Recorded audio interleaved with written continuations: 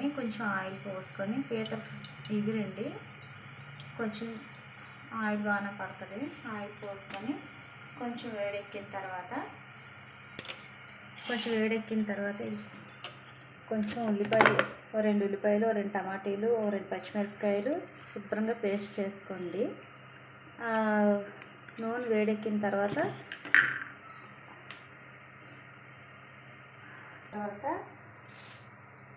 కరివేపాకు వేస్తారు. వేసిన తర్వాత కరివేపాకు వేసిన తర్వాత ఏదైతే రుద్దించుకున్నామో దాన్ని మసాలా ముద్దని నీట్గా వేసుకోండి. ఇది బాగా కొంచెం ఆయిల్ పైకి వచ్చినప్పుడు అల్లం వెల్లుల్లి పేస్ట్ వేద్దాం. ఇది కొంచెం ఫ్రై అవ్వనివ్వాలి ఒక 5 నిమిషాల పాటు.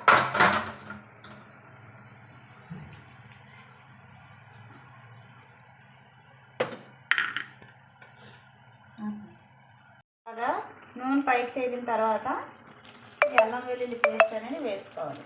ఒక 2 స్పూన్స్ అనుకోండి. స్మాల్ స్పూన్స్తో 2. అలాగే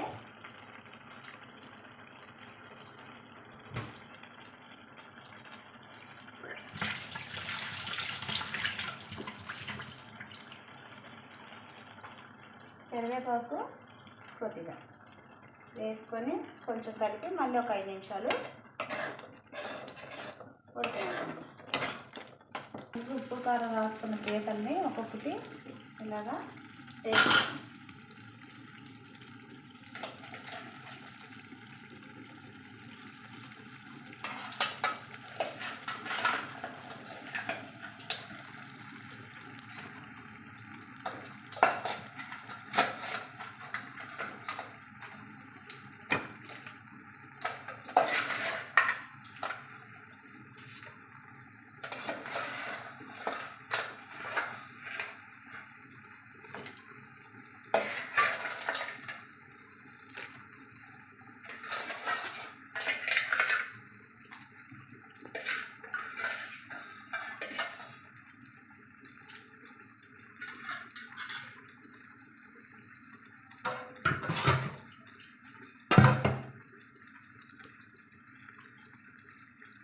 కొంచెం కలుపుకోవాలి.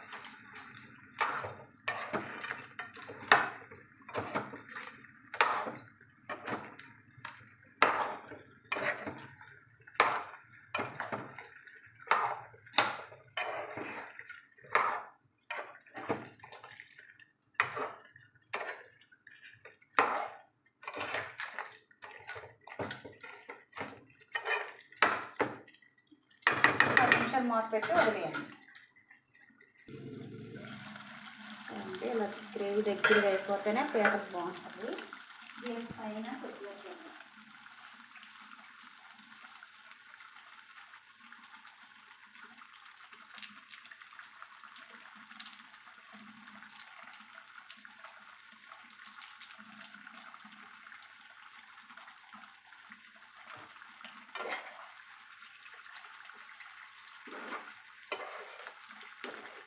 గ్రేవీ ఇలా జ్యూసీగా చాలా చక్కగా గ్రీన్గా వచ్చింది.